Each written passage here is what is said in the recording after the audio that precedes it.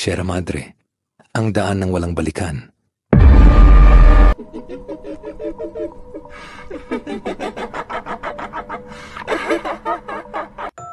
May 2,225. Isang barkada ng 4, si Carlo, Jen, Ira, at Dave, ang nag-road trip patungong Sierra Madre para mag-unwind at mag-vlog sa bundok. Nagplano silang mag-overnight camp sa isang sekretong spot na hindi na pinupuntahan ng karamihan dahil sa umano'y mga nilalang na naninirahan doon. Maganda ang simula ng biyahe, nakakatawa, maraming kuha sa camera at masaya ang vibes.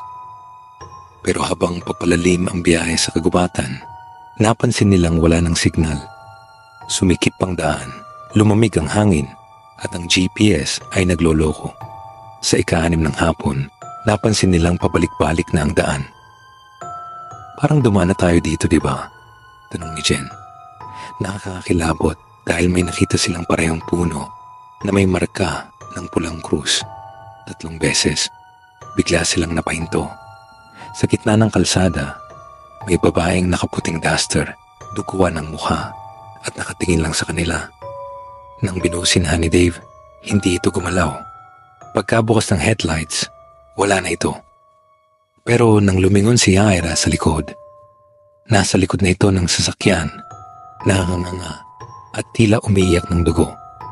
Dahil nauubusan na sila ng gasolina, naplitan silang bumaba at maglakad. Nakakita sila ng lumang kubo. May ilaw pero walang tao. Pumasok sila at nagpasyang doon muna magpalipas ng gabi. Sa loob ng kubo, may mga ukit sa pader. Mga mata, sunog na kamay, at mukhang nakangisi.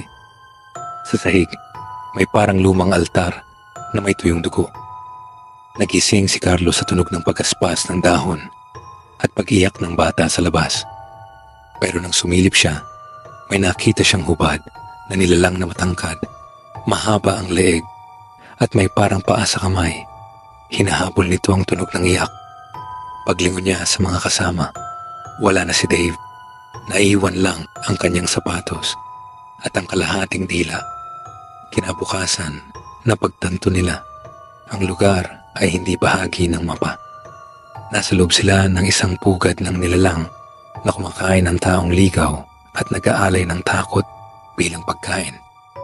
Isang lumang diary ang natagpuan ni Jen, galing sa huling survivor noong 1987. Nakasaad doon, huwag kayong magingay, huwag kayong magdasal, huwag kayong tumakbo. Kapag nakita ka nila, alay ka na. Habang tumatakas sa kagubatan, isa-isang kinuha ang mga kaibigan ni Carlo. Si Ira, kinaladkad ng nilalang sa ilog. Naiwan lang ang kamay niya. Si Jen, tinatawag ng boses ng kanyang namatay na lola, sumunod sa boses at tumalon sa bangin. May isang clip ang na-record mula sa GoPro ni Carlo. Siya na lang ang natitira. Nangisay siya sa harap ng kamera, umiiyak, sinisisi ang sarili.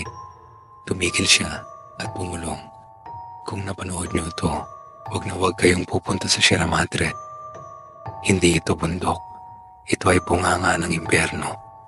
Pagkatapos noon, may narinig na lang nakaluskos, sigaw, at tunog ng butong nadurog. Ipinagbabawal na ang pagpunta sa lugar matapos matagpuan ang bakas ng dugo at isang GoPro sa paanan ng bundok. Wala ni isa sa 4 ang nakita muli. Kung nagustuhan mo ang video, huwag kalimutang i-like at subscribe. Malaking tulong yan para sa channel at para makagawa pa tayo ng mas marami pang nakakakilabot na kwento. Salamat kaibigan.